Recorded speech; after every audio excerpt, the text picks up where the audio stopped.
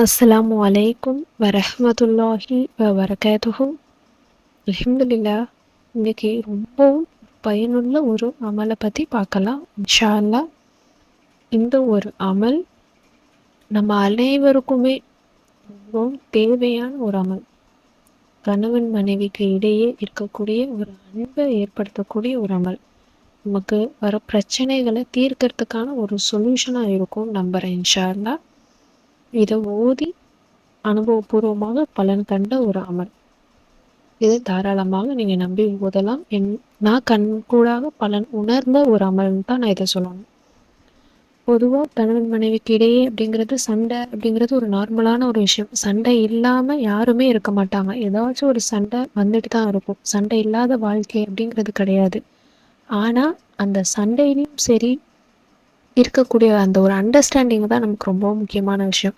பல இடங்கள்ல சண்டைன்னு சொல்லி அதுக்கப்புறம் அது வெறுப்பாக மாறி அது ஒரு கட்டத்தில் ரொம்ப மோசமான நிலைமைக்கு தலாக் அளவுக்கு பிரியக்கூடிய அளவுக்கு மாறக்கூடிய ஒரு விஷயமா இருக்குது. இந்த காலகட்டத்தில் நம்ம அனைவருமே அதை பார்த்துட்டு தான் இருக்கோம்.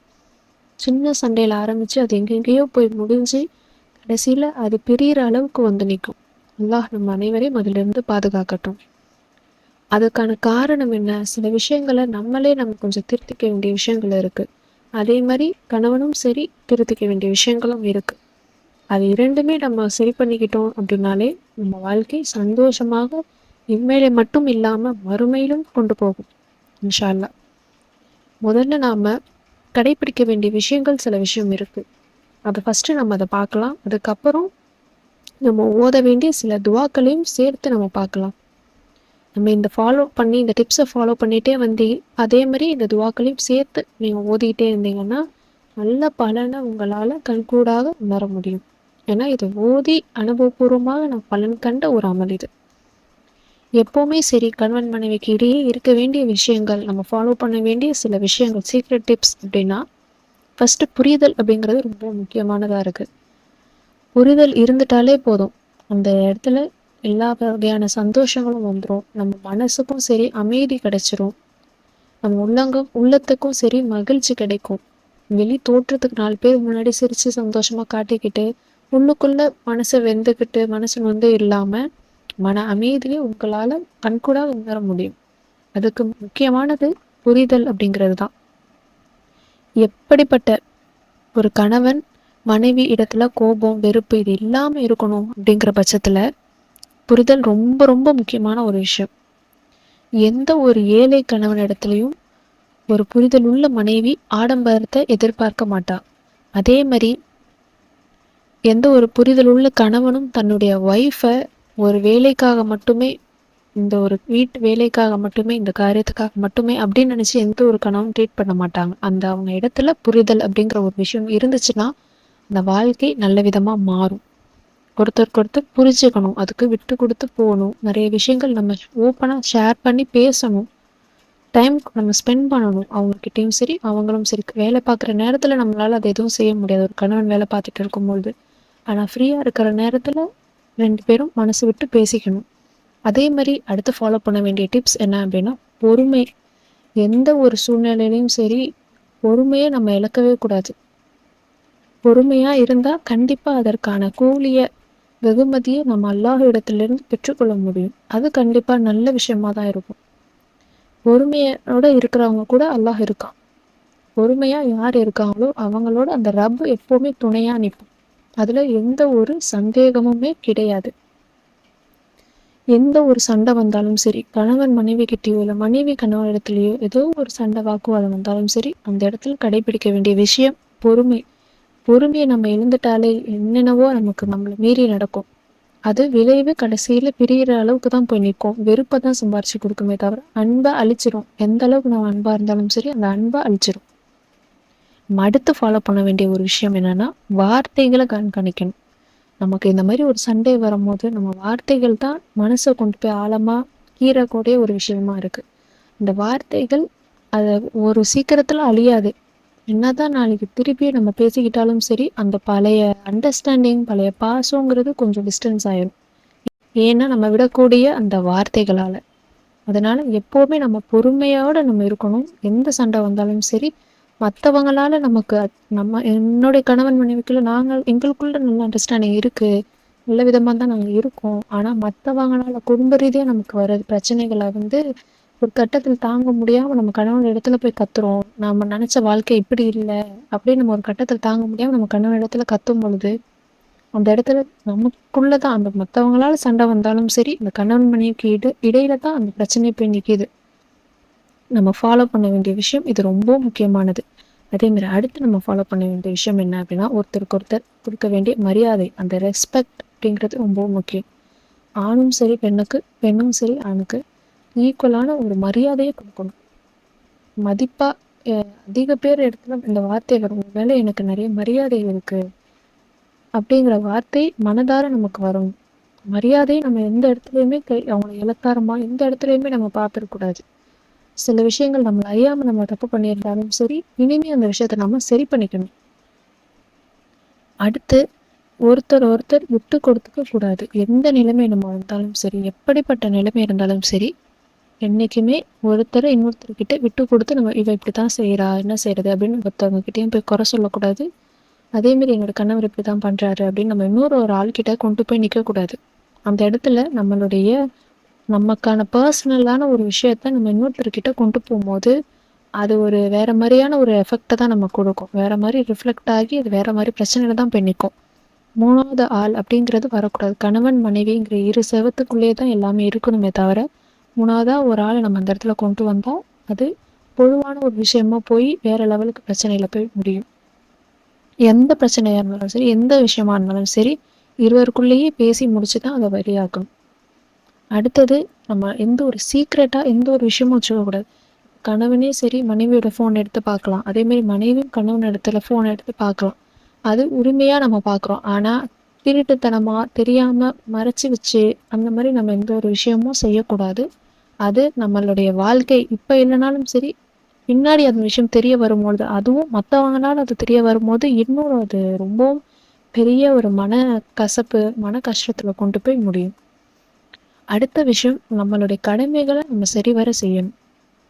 கணவனும் மனைவிக்கு செய்ய வேண்டிய கடமைகள தவறாம செய்யணும். அதேமாரி மனைவியும் கணவனுக்கு செய்ய வேண்டிய கடமைகள் எல்லாத்தையுமே தவற விடாம நம்ம செய்யணும்.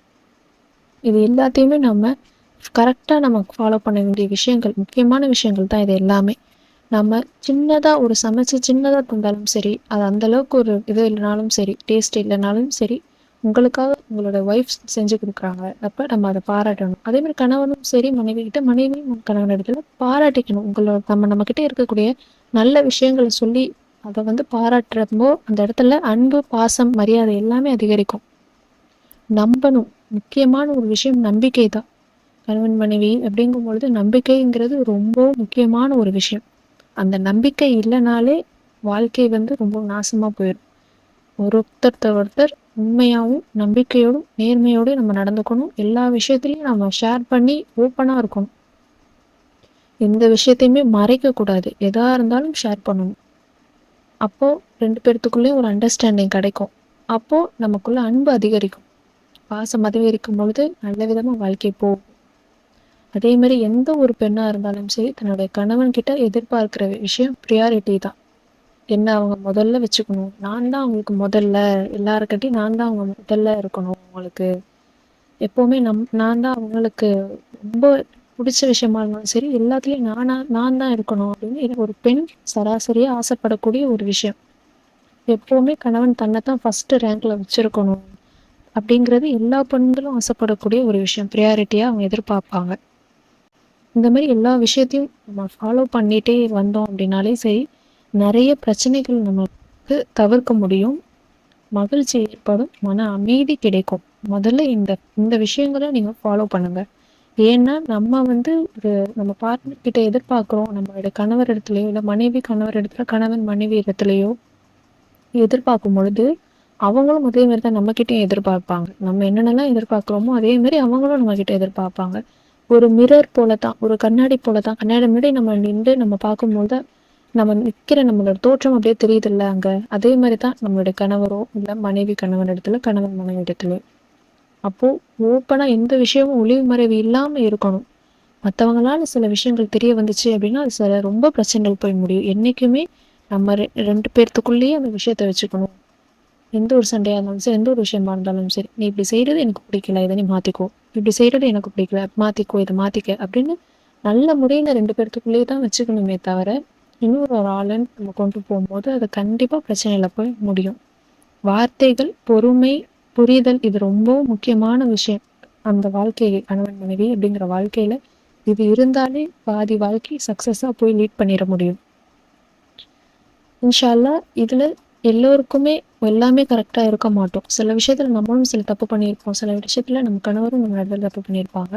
இன்ஷா அல்லாஹ் இனிமேல் உள்ள நாட்களில் அதை நம்ம திருத்தி நல்ல விதமாக ஆகிக்க அல்லாஹ் தஆலா நமக்கு உதவி செய்வான் இன்ஷா அல்லாஹ். முதல்ல எப்போவுமே எந்த பிரச்சனையாக இருந்தாலும் சரி, நம்ம அல்லாஹ்வை மட்டும்தான் அணுகணும். அதிகமாக நாம் தொழுது அல்லாஹ் கிட்ட துவா கேளுங்க.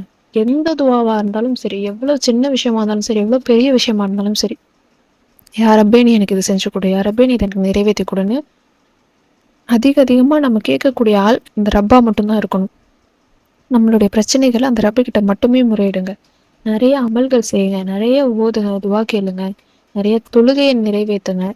இப்படி நீங்கள் இருந்தீங்கனாலே உங்கள் வாழ்க்கையை நல்ல விதமாக அல்லாஹ் தஆலா ஏற்படுத்திடுவோம். ஏன்னா அல்லாஹ் நம்ம நெருங்கி இருக்கும் பொழுது கண்டிப்பாக நம்ம வாழ்க்கையை செழிப்பான வாழ்க்கையை அல்லாஹ் தஆலா மாற்றிடுவோம். அதில் எந்த ஒரு சந்தேகமுமே கிடையாது.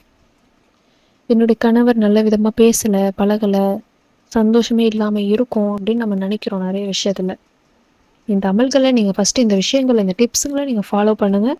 கூடுதலாக இந்த ஒரு அமல்களையும் சேர்த்து நீங்கள் ஓதிக்கிட்டே வாங்க. கண்டிப்பாக நல்ல பலன் உங்களால் கண்கூடாக உணர முடியும். ரொம்ப நாள் டைம் எடுக்காது, ஒரு சில நாள்லேயே உங்களுக்கு அதோட ரிசல்ட் தெரிஞ்சிடும். ஏன்னா இதை நான் பர்சனலாக நான் ஓதி பலன் கண்ட ஒரு அமல் இது. இப்போ அந்த அமல் என்ன அப்படின்னு பார்க்கலாம் இன்ஷா அல்லாஹ். முதலாவது அமல் என்ன அப்படின்னா, ஒரு குர்ஆனுடைய வார்த்தை, சூரா பக்கரால இருக்கக்கூடிய ஒரு வார்த்தை. சூரா பக்கரானாலே ரொம்பவும் பவர்ஃபுல்லானது. அதில் இருக்கக்கூடிய ஒரு வசனம் 165வது ஆயத்து. இந்த ஆயத்தை நீங்கள் ஓதுங்க. ரொம்பவும் சிறப்பான பவர்ஃபுல்லான ஒரு ஆயத்துன்னு தான் சொல்லணும். இந்த ஆயத்து என்ன அப்படின்னா, வமினன் நாசி மை யத்தஹிது மின் தூனில்லாஹி அண்டாதை யுஹிப்பூனஹும் கஹுப்பில்லாஹ் வல்லதீன ஆமனு அஷத்து ஹுப்பல் இல்லாஹி வலவ் யரல்லதீன லலமு இது யரவுனல் அதாப அன்ன குவத்த லில்லாஹி ஜமீஅவ் வ அன்னல்லாஹ ஷதீதுல் அதாப். இந்த ஒரு அல்லாஹுடைய குரானிய வசனம் சூரா பக்கரால இருக்கக்கூடிய 165வது வசனத்தை எத்தனை எண்ணிக்கையில் வேணாலும் நீங்கள் ஓதலாம். குறைந்தது 3 முறை இல்லை 11 முறை அப்படின்னு நீங்கள் கணக்கு வச்சு ஓதுறதா இருந்தாலும் சரி, குறைந்தது 3 முறையாச்சும் இந்த ஒரு ஆயத்தை நீங்கள் ஓதுங்க. மனசில் நியத்து வச்சுக்கோங்க. இது ஓதி முடிக்கும் போது வரைக்கும் உங்களுடைய கணவருடைய முகத்தையே நினச்சிக்கிட்டே ஓதுங்க. அடுத்து 2வது அமல் என்ன அப்படின்னா, இந்த ஒரு துவாவை நீங்கள் சேர்த்து ஓதுங்க. இந்த துவாவில் எப்படி அப்படின்னா, இந்த துவாவில் நடுவில் உங்கள் கணவருடைய பெயரை நீங்கள் ஒரு இடத்துல குறிப்பிடணும். இப்போ அந்த துவா என்ன அப்படின்னு பார்க்கலாம். யா அதூஃபு துல் குவத்தில் மத்தீன் இஹ்திஃப் அலைய கல்ப பிரஹ்மதிக யா ரஹமர் ராஹிமீன். இதில் கல்ப அப்படிங்கிறதுக்கு அப்புறம் உங்களுடைய கணவருடைய பெயரை சேர்த்து பிரஹ்மதிக யா ரஹமர் ராஹிமீன் அப்படின்னு நீங்கள் ஓதணும். இந்த இடத்துல உங்களுடைய கணவருடைய பெயரை நீங்கள் சேர்க்கணும். இந்த ஒரு துவாவுடைய அர்த்தம் என்ன அப்படின்னா, அன்பை காட்டக்கூடிய ரஹ்மானே, அருளை பொழியக்கூடிய ரஹ்மானே, எனக்கு இந்த நபருடைய அன்பை ஏற்படுத்தி தருவாயாக. நீயே கிருபையாளனுக்கெல்லாம் கிருபையாளனாகவும் கருணையாளனுக்கெல்லாம் கருணையாளனாகவும் இருக்கின்றாய். இந்த ஒரு துவாவையும் 3 முறை நீங்கள் ஓதுங்க. அதுக்கப்புறம் அல்லாஹுடைய திருநாமங்களில் ஒன்றாக இருக்கக்கூடிய ஒரு திருநாமம் யா வதூது யா அல்லா, யா வதூது யா அல்லா, யா வதூது யா அல்லா அப்படின்னு 3 முறை ஓதுங்க. யா வதூது அப்படிங்கும் பொழுது உள்ளன்பு மிக்கவனே, உள் அன்பு மிக்கவனே. ஒருத்தர்கிட்ட பாசத்தையும் சரி இந்த ரப்பால மட்டும்தான் கொடுக்க முடியும். ஒருத்தருடைய மனதில் ஒருத்தவங்களுடைய பாசத்தை ஏற்படுத்துறதும் சரி, வெறுப்பை ஏற்படுத்துறதும் சரி, இது எல்லாமே அந்த ரப்புக்கு மட்டும்தான் முடியும். அந்த ரப்பால மட்டும்தான் இந்த ஆற்றல் உள்ளவன். அப்படிப்பட்ட அந்த ரப்பு கிட்ட நம்ம கேட்குறோம். மொத்தம் இதில் நான் 3 விஷயங்கள் சொல்லியிருக்கேன். ஒன்று குரானிய வசனம், சூரா பக்கரால 165வது. அடுத்து ஒரு துவா, அடுத்து அஸ்மால் இஸ்னால இருக்கக்கூடிய ஒரு வார்த்தை. இது 3யுமே நீங்கள் ஓதுறதா இருந்தாலும் ஓதலாம். இல்லை ஏதாச்சும் ஒன்று நான் ஓதுறேன் அப்படின்னு நினச்சாலும் சரி, உங்களுடைய விருப்பம். 11 முறை ஓதுறதா இருந்தால் ஓதலாம். அப்படி இல்லைனாலும் சரி, குறைந்தது 3 முறை நீங்கள் ஓதுங்க. இதை நீங்கள் எப்போ வேணாலும் நீங்கள் ஓதலாம். ஒவ்வொரு தொழுகைக்கு பின்னாடியும் நீங்கள் இதை ஓதுறதுங்கும்பொழுது ரொம்பவும் சிறந்ததாக இருக்கும். ஐவேளை தொழுகை தொழுகிறீங்களா, இது ஓதுறதுக்கு ரொம்ப நேரம் ஆகாது. ஓதிட்டு உங்கள் கணவருடைய முகத்தை நினச்சிக்கிட்டு அப்படியே அவங்க மேலே ஊதி விடுற மாதிரி நினச்சிக்கிட்டு ஊதி விட்டுட்டு அல்லாஹ்ட்ட துவா கேளுங்க. இதை நீங்கள் பீரியட்ஸ் டைமில் ஓதலாமா அப்படின்னு கேட்டால், இதில் அஸ்மாவுல் ஹுஸ்னால இருக்கக்கூடிய அந்த ஒரு பெயரை நீங்கள் ஓதலாம். பொதுவாக அஸ்மாவுல் ஹுஸ்னா ஓதுறதுக்கு பீரியட்ஸ் டைம் கணக்கு கிடையாது. அதனால நீங்கள் பீரியட்ஸ் டைம்லையும் நீங்கள் யா வதூத் யா அல்லாஹ் அப்படிங்கிற அந்த வார்த்தையை நீங்கள் ஓதலாம். ஆனால் குரானுடைய வசனம், இந்த சூரா பக்கரா 165வது அந்த ஆயத்தை, அதை நீங்கள் குரான் ஆயத்தாக இருக்கிறனால நம்ம பீரியட்ஸ் டைமில் அதை ஓதக்கூடாது. தொழுகை உள்ள நேரத்தில் மட்டும் அந்த துவா ஓதுங்க, இந்த ஆயத்தை நீங்கள் ஓதுங்க. தொழுகை இல்லாத நேரத்தில் இந்த அஸ்மால் ஹுஸ்னால இருக்கக்கூடிய இந்த ஒரு வார்த்தை, இந்த ஒரு துவா, அடுத்து 2வதாக சொன்ன அந்த ஒரு துவா, இதெல்லாம் நீங்கள் நார்மலாக ஓதுங்க. தொழுகை இருக்கிற நேரத்தில் அந்த குரான் வசனத்தையும் சேர்த்துக்கோங்க. ஏன்னா ரொம்பவுமே பவர்ஃபுல்லானது தான் இது 3மே. இது 3யுமே ஓதுறதுக்கு ரொம்ப நேரம் ஆக போகிறதில்ல. 3யுமே 3 முறை நீங்கள் ஓதுறதில்ல, ரொம்ப நேரம் பெருசாக எடுத்துக்காது. 5 நிமிஷங்கிறதே அதிகமான ஒரு நேரம் தான். அதனால் நீங்கள் முடிஞ்ச வரைக்கும் 3யுமே ஓதுங்க. அப்படி இல்லைனாலும் ஏதாச்சும் ஒன்று ஓதுறதா இருந்தாலும் உங்களுடைய விருப்பம் தான். அதனால் குறைஞ்சிருமா அப்படின்னு கேட்டால் கிடையாது. எக்ஸ்ட்ராவாக நம்ம ஒரு அமல்ங்கிற இடத்துல 3 அமல் செய்யும் பொழுது அதோட எஃபெக்ட் நமக்கு இன்னும் சீக்கிரமே நமக்கு கிடைக்கும். அதுக்காக நம்ம அதை சொன்னேன். இன்ஷா அல்லாஹ் நீங்கள் ட்ரை பண்ணி பாருங்கள். ஏன்னா இது உண்மையாகவே பலன் கொடுத்த ஒரு அமல் தான். ரொம்பவும் ஆசைப்பட்டு விருப்பப்பட்டு திருமணம் பண்ணி கடைசியில் நினச்ச மாதிரி வாழ்க்கை இல்லையே, நம்ம நினச்ச மாதிரியே இல்லாமல் வேறு மாதிரி போகுதே நம்ம வாழ்க்கை அப்படின்னு ஒரு மாதிரி வெறுப்பு எல்லாமே ஆனால் கணவன் மனைவிக்கிடையே அன்புங்கிறது இருக்குது. சுற்றி உள்ளவங்களால சில பிரச்சனைகள் வருது. அதனால் நமக்குள்ள ஒரு அண்டர்ஸ்டாண்டிங் குறையுது. அதனால் ரொம்பவும் வேண்டாங்கிற அளவுக்கு வெறுப்பாக ஆகுது. ரொம்ப பிரிகிற அளவுக்கு வாழ்க்கை போகுது. எனக்கு என்ன செய்கிறதுன்னு தெரியல. என்னுடைய கணவர் எனக்கு ரொம்பவும் பிடிக்கும். எனக்கு அவங்க நல்ல விதமாக எனக்கு வேணும் அப்படின்னு நீங்கள் நினச்சா தாராளமாக இந்த அமல் உங்களுக்கு கை கொடுக்கும். கண்கூடாக ஓதி பலன் கண்ட ஒரு அமல் இது. விருப்பப்பட்ட வாழ்க்கை வேண்டாங்கிற அளவுக்கு போகுதா, தாராளமாக இந்த அமலை ஓதி பாருங்க, உங்களுக்கு கை கொடுக்கும். ஏன்னா இது ஓதி நான் பலன் கண்ட ஒரு அமல் இது. முடிஞ்ச வரைக்கும் நீங்கள் 3யுமே 3 முறை நீங்கள் ஓத ட்ரை பண்ணுங்கள். அப்படி இல்லைன்னா ஏதாச்சும் ஒன்று வேணாலும் நீங்கள் ஓதுங்க. பீரியட்ஸ் டைமில் குரான் ஆயத்துக்கள் ஓதாமல் மற்ற 2யும் ட்ரை பண்ணுங்க. இன்ஷா அல்லாஹ் முழு நம்பிக்கை வச்சு ஓதி பாருங்கள். இதே மாதிரி சில கணவன் மனைவிக்கு இடையே பிரச்சனைகளோட சண்டையோட இருக்குது, பேச மாட்டுறாங்க, வெறுப்போடு வாழ்கிறாங்க, நல்ல விதமாக வாழணும் அப்படின்னு நீங்கள் யாரையாச்சும் ஆசைப்பட்றீங்க அப்படின்னா அவங்களுக்கு இந்த வீடியோ நீங்கள் ஷேர் பண்ணுங்கள். இதனால் ஓதி அவங்க பலன் பெற்றாங்க அப்படின்னா அதற்கான நற்கூலியை அல்லாஹ் தஆலா உங்களுக்கும் எனக்கும் அளிப்பான் இன்ஷா அல்லாஹ். முழு நம்பிக்கையோடு நீங்கள் ஓதி பாருங்கள், கண்டிப்பாக நல்ல பலன் உங்களுக்கு கிடைக்கும். ஓதி ட்ரை பண்ணி பாருங்கள். இந்த வீடியோ உங்களுக்கு பயனுள்ளதாக இருந்தால் லைக் பண்ணி, ஷேர் பண்ணி, சப்ஸ்கிரைப் பண்ணுங்கள். இன்ஷா அல்லாஹ் அடுத்த வீடியோவில் பார்க்கலாம். அஸ்ஸலாமு அலைக்கும் வரஹ்மத்துல்லாஹி வபரகாத்துஹு.